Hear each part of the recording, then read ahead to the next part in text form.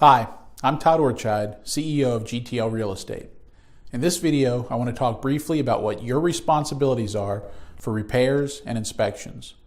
It's important that you watch this video and understand what's in your lease so that you can avoid any unnecessary charges for these items.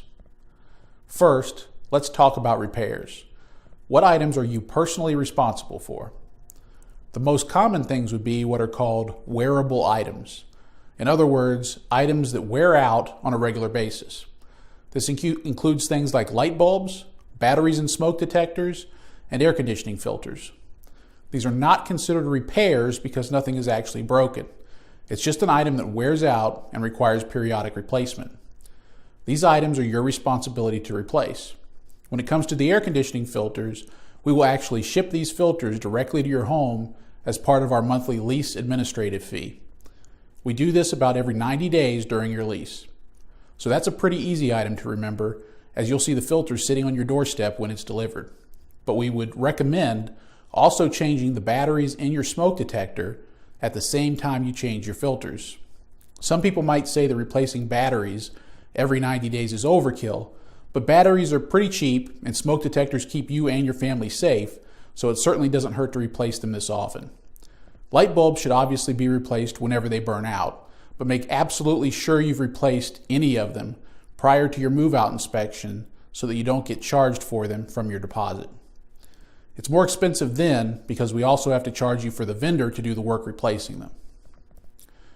Okay, besides these items, what else is your responsibility? The most common item is a clogged toilet. If you clog up the toilet or any other drain in the house for that matter, this is your responsibility to fix. Usually a plunger is enough to take care of this, but we've seen some tenants flush some truly crazy things down the toilet, many times by their children, so sometimes you might need a plumber to help you get it unclogged. We can always refer a plumber to you, but the cost will be your responsibility in this case. The only exception to this is if the clog is caused by a deficiency in the home. For example, if the plumber tells you that the clog is being caused by roots growing into the sewage pipe, that would be something that the landlord is responsible for repairing. But those cases are pretty rare. Something else that's a tenant responsibility is ordinary pest control. This includes roaches, spiders, and other insects. You can handle this either by doing the pest control yourself with chemicals that you can find at places like Home Depot or Lowe's, or you can hire a pest control company to do it for you, usually on a quarterly basis. We recommend the latter, as the professionals can usually do a much better job with their industrial strength pest control chemicals, but either is fine as long as you keep the pest under control. There are some limited pests that are the landlord's responsibility. These include termites and rodents. If you run into problems with these pests, please submit a service request ASAP. However, please note that if the rodents are the result of unclean conditions in your home or irresponsible behavior such as leaving your doors or windows open, then you'll be responsible for that bill. Also, we've had a few tenants try to claim that bats are flying rodents and therefore a landlord responsibility, but this is just a common misconception. Bats are not rodents as far as science and the law are concerned, so controlling these pests is a tenant responsibility. Other items that are your responsibility include broken windows or damage to a door from someone forcing their way into the house. The reason that this is a tenant responsibility is that 9 times out of 10, we found that the broken window or damaged door jamb was the result of the tenant themselves or a friend or family member breaking it.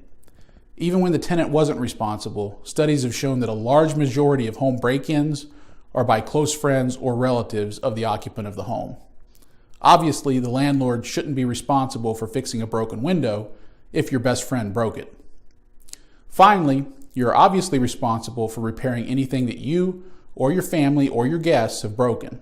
I think this one probably doesn't need further explanation, so we'll move on to repair appointments.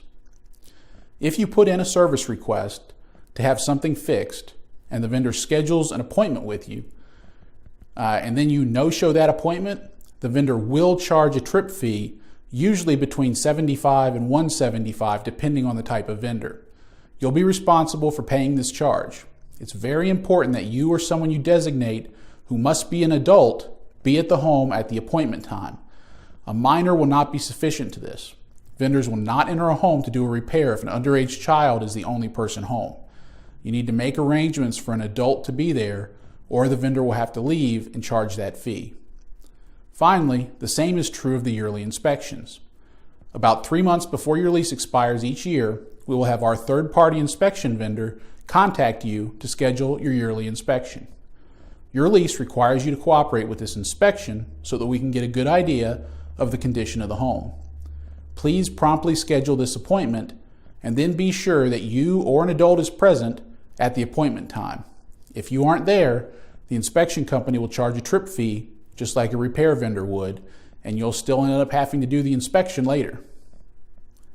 We hope this video has provided some guidance on repairs and inspections, but if you still have any questions, please don't hesitate to contact us at support@gtlrealestate.com.